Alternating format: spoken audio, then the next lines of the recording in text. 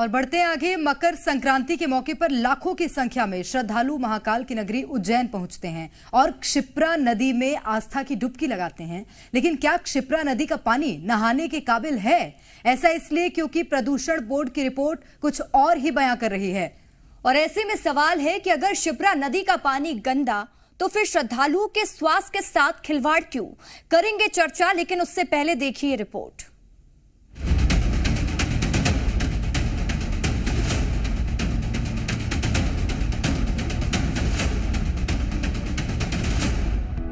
महाकाल की नगरी कहे जाने वाले उज्जैन में मकर संक्रांति के मौके पर स्नान और दान का खास महत्व है। लाखों की संख्या में श्रद्धालु यहाँ दान पुण्य करने आते हैं और क्षिप्रा नदी में स्नान करते हैं। लेकिन क्या आप जानते हैं कि करोड़ों रुपए खर्च करने के बाद भी क्षिप्रा नदी का आंचल मेला है और दूषित पानी में आप स्नान के बाद बीमार हो सकते हैं। ये हम नहीं कह रहे, बल्कि ये प्रदूषण बोर्ड की रिपोर्ट में स्पष्ट किया गया है, जिसमें अलग अलग समय में अलग अलग घाटों की जांच कर पानी को डी ग्रेड की श्रेणी में रखा गया है। यानी इस पानी में स्नान करना आपके लिए घातक साबित हो सकता है।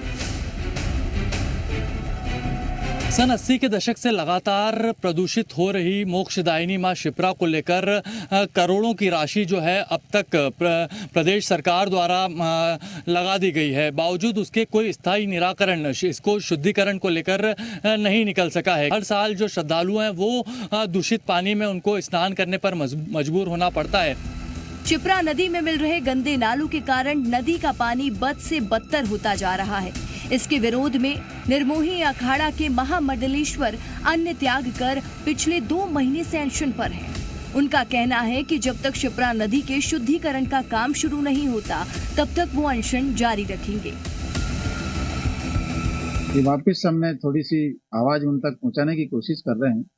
भोजन अन्न का परित्याग करके मां क्षिप्रा जी के लिए तो महात्मा उपवास करते ही हैं, लेकिन क्षिप्रा जी के लिए हमने ये उपवास जारी किया।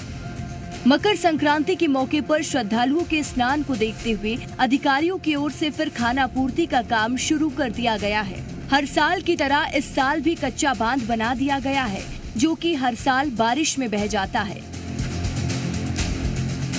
हम वो जल संसाधन विभाग हमेशा हर वर्ष मिट्टी का कच्चा बांध बनाता है ताकि गंदा पानी माँ क्षिप्रा में ना मिले। और इसमें नर्मदा जी का भी पानी छोड़ा गया है ताकि श्रद्धालु शुद्ध जल से स्नान कर सके। खाना पूर्ति जारी है और इसके साथ ही जारी है लाखों रुपयों की बर्बादी।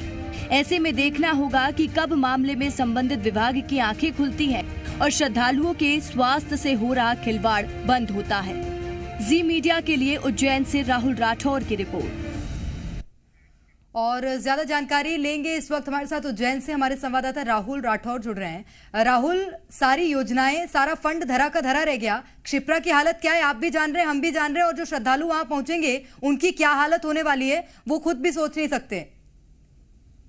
बिल्कुल प्रेरणा, ये एक बड़ी जो लापरवाही है वो देखने को मिलती है और जी मध्य प्रदेश, छत्तीसगढ़ ने इसको प्रमुखता से हर बार इस मुद्दे को उठाया है कि क्षिप्रा शुद्धिकरण के नाम पर जो करोड़ों की राशि जो है बहा दी जा रही है उसको लेकर भी, और जो श्रद्धालु हैं बड़ी संख्या में, क्योंकि बाबा महाकाल की नगरी है और बड़ी संख्या में श्रद्धालु यहाँ पर पहुंचते हैं और ऐसे में मोक्षदायिनी मां क्षिप्रा में हर कोई स्नान करना चाहता है। कहते हैं मोक्षदायिनी मां क्षिप्रा में स्नान करने से जो है मोक्ष मिलता है, लेकिन यहाँ पर जो मोक्ष है वो अलग ही प्रकार का नजर आ रहा है, क्योंकि जल प्रदूषण बोर्ड की रिपोर्ट में स्पष्ट ये उल्लेख है कि क्षिप्रा के श्री राम घाट पर का जो पानी है वो डी ग्रेड की श्रेणी में है। इसके अलावा क्योंकि यहाँ पर पिंडदान के लिए भी बड़ी संख्या में श्रद्धालु पहुंचते हैं, तो सिद्धवट यहाँ पर जो घाट है वहां के पानी को भी डी ग्रेड बताया गया है।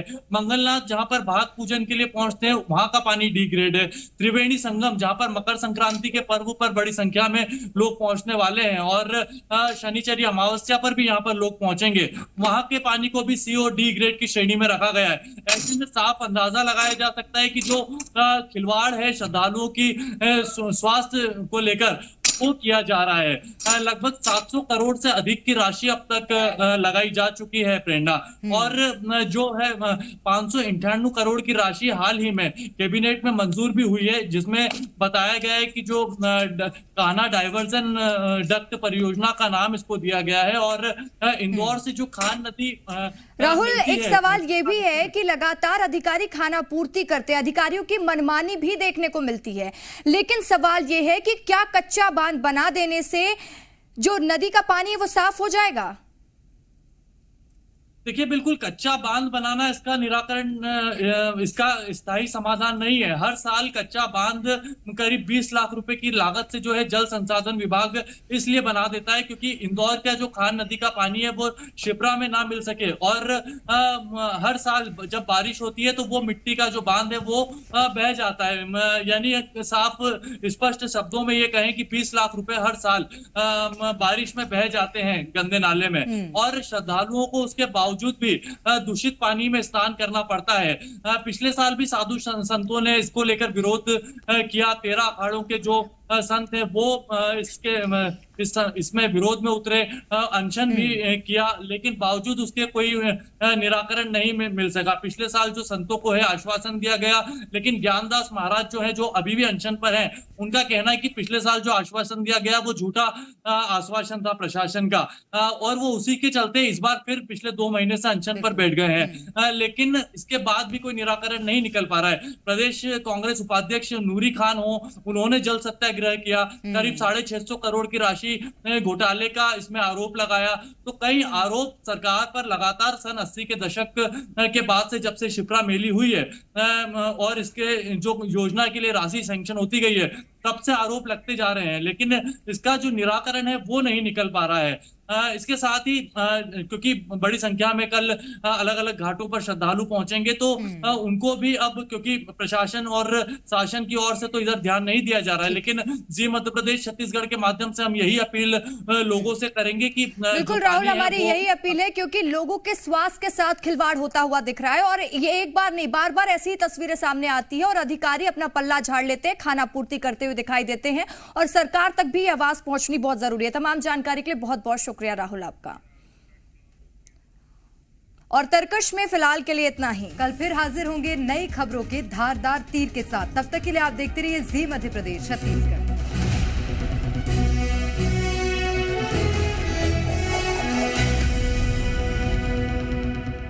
खबरों में बने रहने के लिए आप हमारे फेसबुक, ट्विटर और इंस्टाग्राम पेज को फॉलो कर सकते हैं। लेटेस्ट अपडेट के लिए आप हमारे यूट्यूब चैनल को सब्सक्राइब भी कर सकते हैं। और हाँ, बेल आइकन पर क्लिक करना ना भूलें।